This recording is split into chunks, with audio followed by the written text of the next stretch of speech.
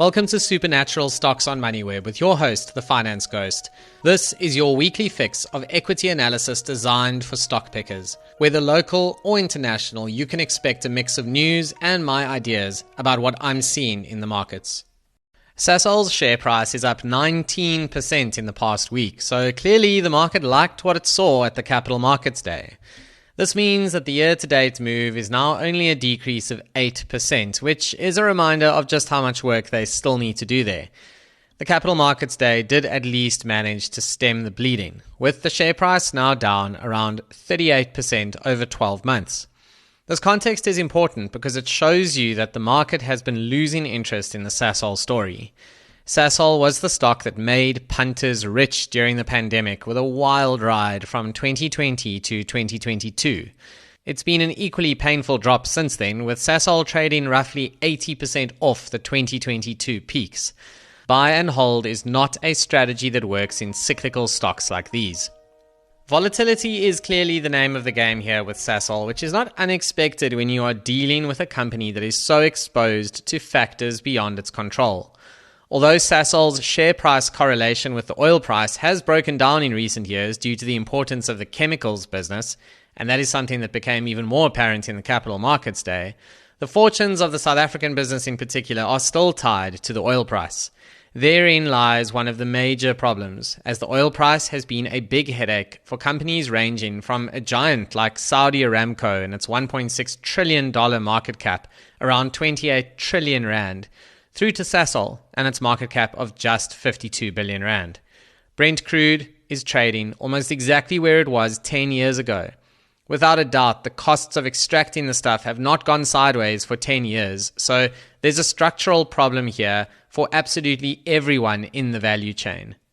This is why the focus in the South African business is to restore it to historical levels of profitability rather than any kind of narrative around long-term growth. Even the process of, as they say, restoring performance will take until FY28, with Sasol noting that their break-even point by that stage for the oil price will be around $50 a barrel. Brent crude is currently trading at $64 a barrel and has flirted with the $50 level many times in the past decade, even moving below it in times of crisis. This does not exactly leave a huge margin of safety for Sasol. On the international chemicals front, they are talking about a reset. Now, this is one of those corporate words that says a lot and also says basically nothing, which is why it is such a favorite for companies that are going through tough times.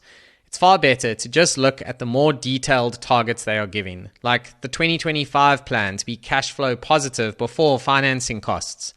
In other words, the immediate goal for that business is to just wash its own face before even taking into account where the capital has come from. By FY27, they are talking about a stronger ability to manage own debt.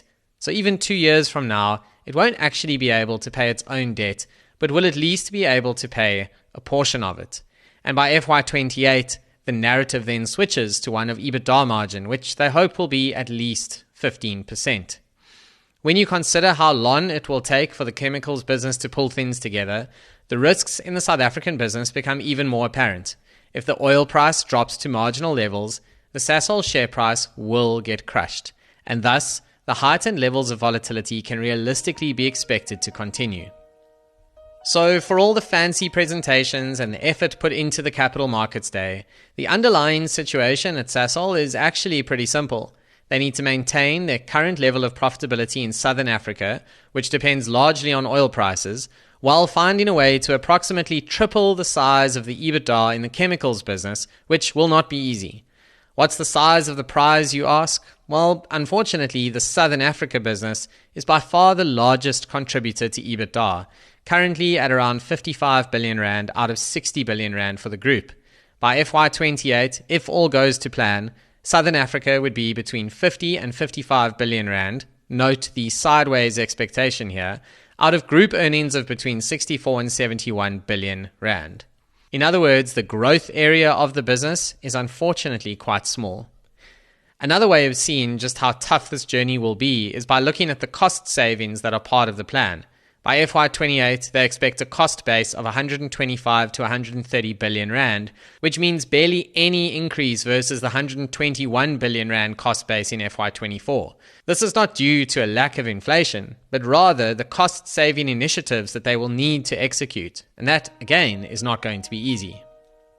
We then move on to the balance sheet, which is as much of an area of focus as the income statement at Sasol. They are looking to reduce net debt to below $3 billion, which means a targeted net debt to EBITDA level of between 1x and 1.5x. To do this, they will focus on prioritizing debt reduction above all other uses of capital, including dividends. Growth capex has also fallen way down the priority list, but of course there's not much they can do about the maintenance capex required to keep the lights on. Once they are happy with the balance sheet, the expectation is to pay dividends of 30% of free cash flow, and they define that as earnings after interest, tax, and what they call first-order capex. Now, even if all goes well, that is very far from making Sasol a cash cow, and it also shows that they want the flexibility for further debt reduction and for potential growth initiatives. Of course, it's the growth initiatives that got Sasol into trouble in the first place. The market remains very wary of capital projects and especially M&A, but this does need to be balanced against the stark reality that is facing oil companies and those in this value chain. If the past decade is anything to go by, then oil price inflation just isn't going to happen. Yes, the world definitely still needs oil, but truly vast investment is going into alternative energy sources every single day. That creates quite the treadmill, which means it would be safest to assume that the past decade of essentially zero growth in oil prices will be repeated in the next decade. Net debt currently sits at $4.1 billion. Their base case is to get below the $3 billion target somewhere during FY27. Their low case would see them get below the target in FY28, and this means that dividends would only be making a comeback by roughly FY28 and maybe FY27 if things go well. That's quite a long wait. I have much respect for investors who dig into stories like these and find value, which is clearly what the market has done in the past week. But it's just not my style. For Sasol to work, it's a bit like that scene from Top Gun Maverick where they are preparing for the mission. I almost said the Mission Impossible, but that's a different Tom Cruise movie. In Top Gun Maverick, they talk about needing consecutive miracles for the mission to work. Now at Sasol, the first miracle is that they need the oil price to at least stay where it is. The second miracle is that crumbling South African infrastructure needs to improve. The third miracle is that they do in fact manage to triple EBITDA in the chemicals business. The fourth miracle is that there would need to be no major global recession that takes oil prices below or even close to $50 a barrel, which sets Sasol back even further. The fifth miracle is that we don't end up in global stagflation, a low growth, high inflation environment in which rates are stickier for longer and debt is expensive. And that's 5 miracles that I can think of offhand. That's too many miracles for me. Far too many miracles. I very much look forward to following this story, but my money will be doing so from a distance. If you're investing here, I would love to hear your bull case in the comments. And if you're also treating this as a wild elephant that is best viewed from a safe distance, I'm interested in those views as well. There's no such thing as an opportunity without risk, and these are merely my opinions on the stocks covered herein.